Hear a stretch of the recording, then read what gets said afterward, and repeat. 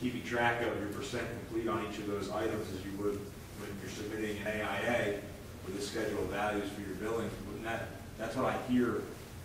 That's what I interpret when I hear you explain this. Yeah, in an extreme case, yes. However, if you multiply that by the number of contracts, I mean, let's talk about what the issues are. The issue is it's not clear what constitutes a separate performance obligation.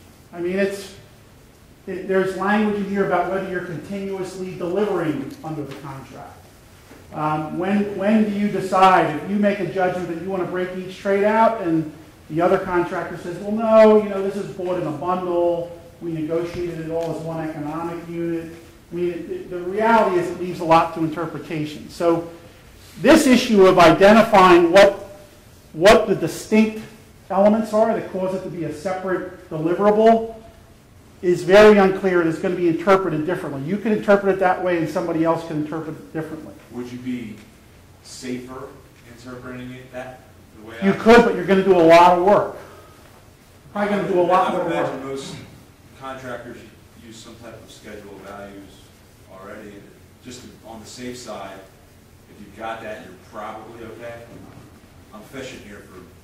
Yeah, I mean, well, but the standard, but imagine, but let's talk about it. So when we come in to do an audit, the auditor comes in and says, okay, well, what's the contract look like? They look at your change orders, they look at the thing in one big, now they're going to have to go look at, okay, well, how did you break it? How many pieces did you break it out of?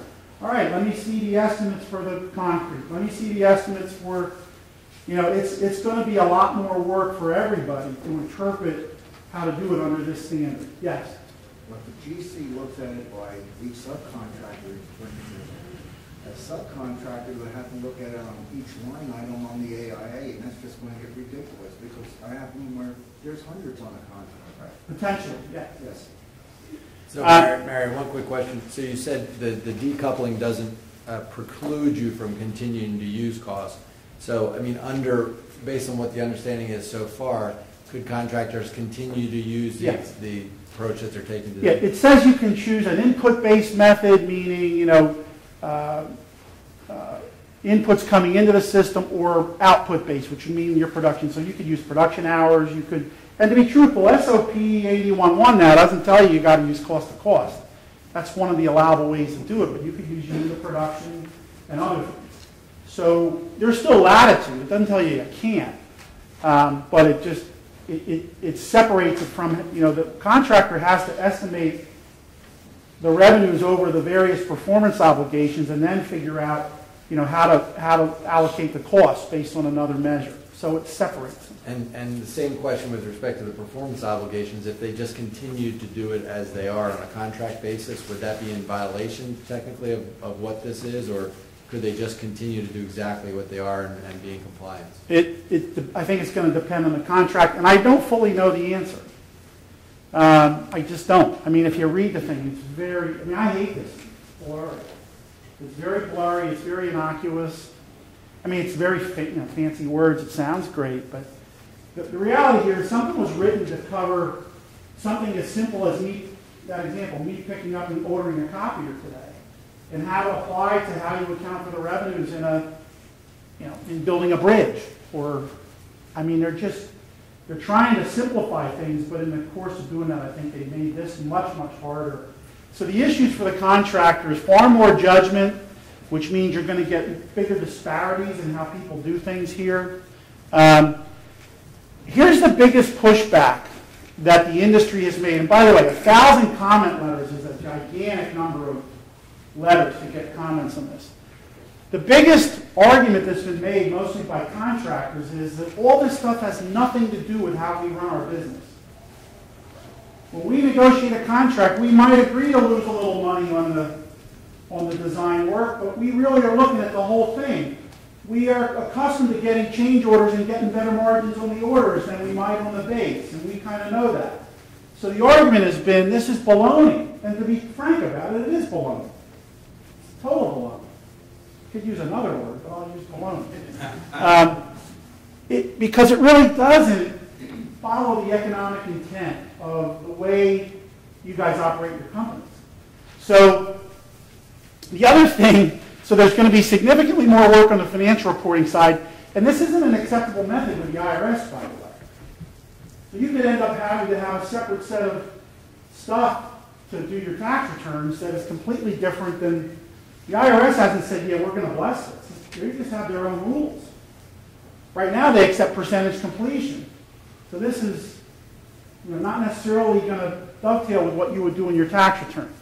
So what do we think about it? It was done last year. Originally they said they wanted to get it done by June. The latest is it's pushed back to the end of the year.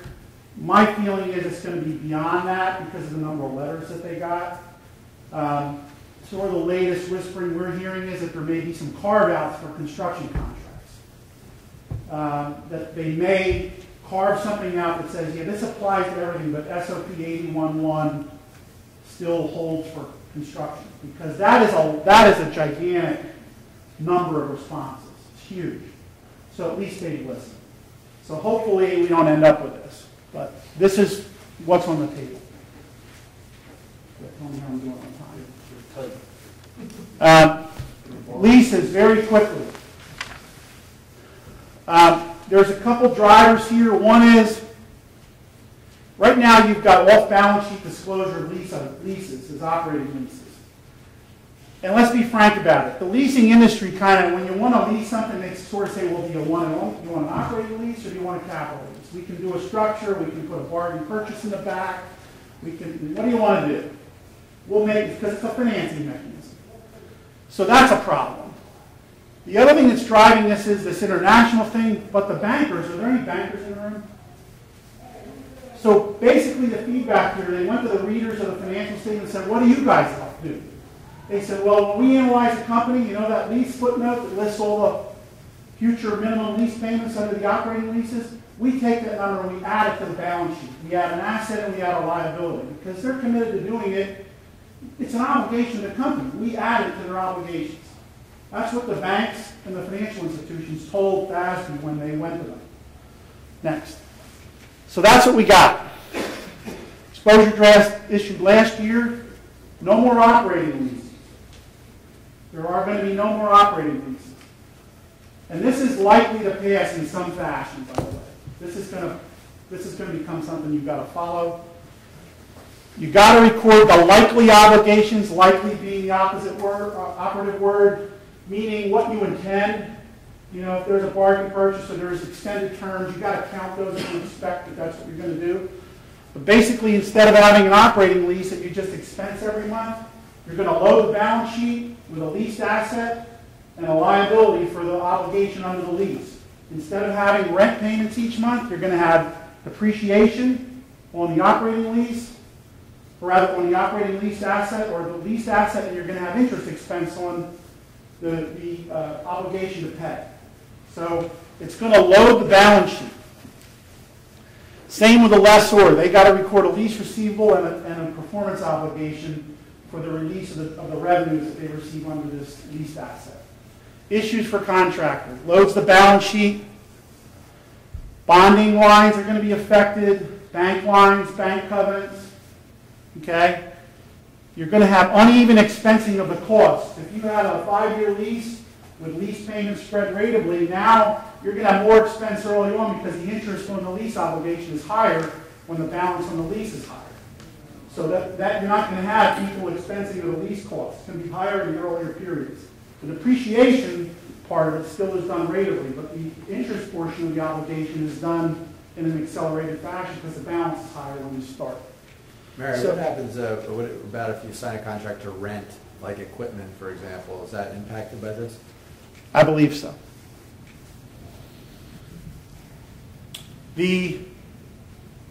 Now, if it's for such a short period of time that it doesn't cross over a financial reporting date, I don't know if you have an issue. Right. Okay.